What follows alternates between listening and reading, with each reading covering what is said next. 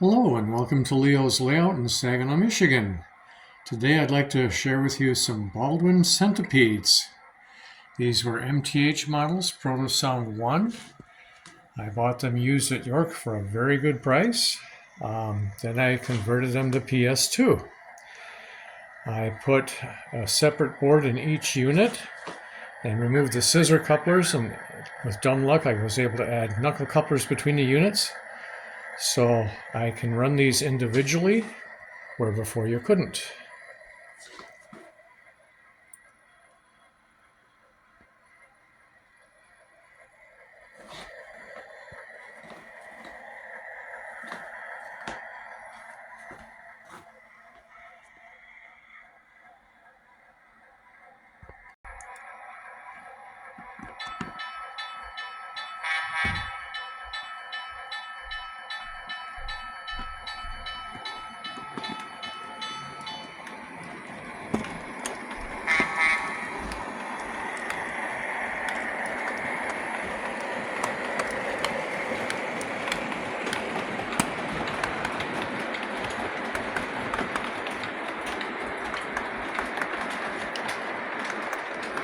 After I put the PS2 boards in those engines, I had to load sound files, and you have to match the vintage board.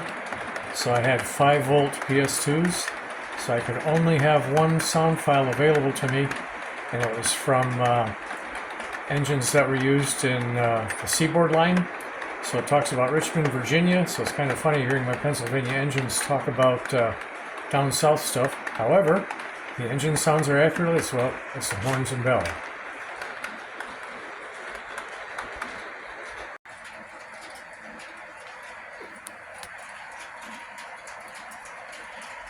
At the end of the video, I'll spend a little time with more of the boring details about converting these, but works great.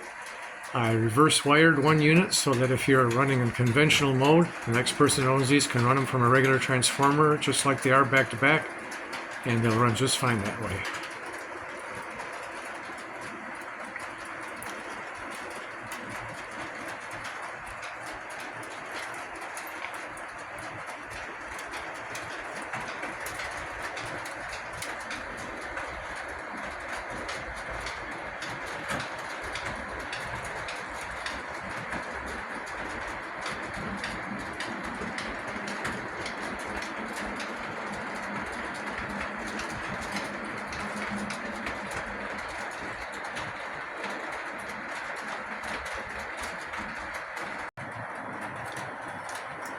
These engines were made by Baldwin Locomotive Works. They were delivered to Pennsylvania in late 1947 and early 1948. They got 22 units, in other words 11 lash-ups like you see here. Each engine had two inline turbocharged 8-cylinder diesels in it. So each engine was 1,500 horsepower, therefore the set was 6,000 horsepower. They were also purchased new by National Railways of Mexico and Seaboard Airline. They were all retired, except the Mexican ones, by 1962. This is a Weaver wartime gondola with Weaver reels in it. Nice loads. But I definitely have a thing for 3D printed stuff, and this is one of my all-time favorites. People that visit me think they're Star Wars spaceship stuff, but what these are is 3D printed 1/48 scale Nordberg radial engines. They were made in the late 40s and early 50s for stationary power and water pumps. 11 cylinders, just under 1,100 horsepower. Quite the amazing engines. Now for what might be the boring part for most folks. The lead unit, I put in a used PS2 board, Premier, that I got from another engine that I bought from eBay, got it, and then sold as a non-powered unit. I sold the smoke units out of this. Because it was a Premier engine, I was able to install lights and cab light that are individually operated.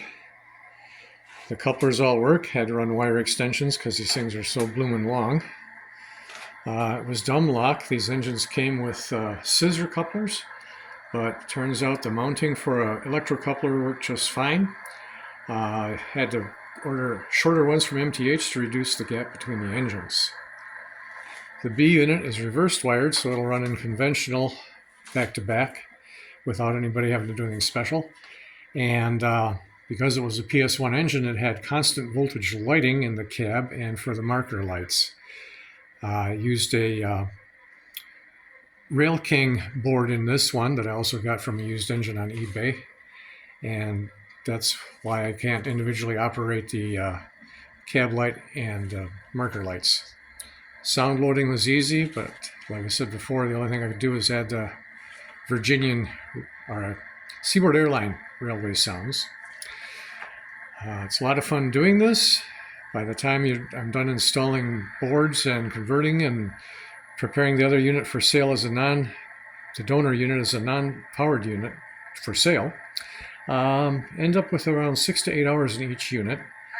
And because I was able to sell the smoke units and some other things on eBay, and the donor engines is non-powered, I ended up having a grand total with purchase of $475 in these things. So 2 premium engines. I'm real happy with how that worked out. Thanks for watching. Have fun running your trains, and we'll see you next time.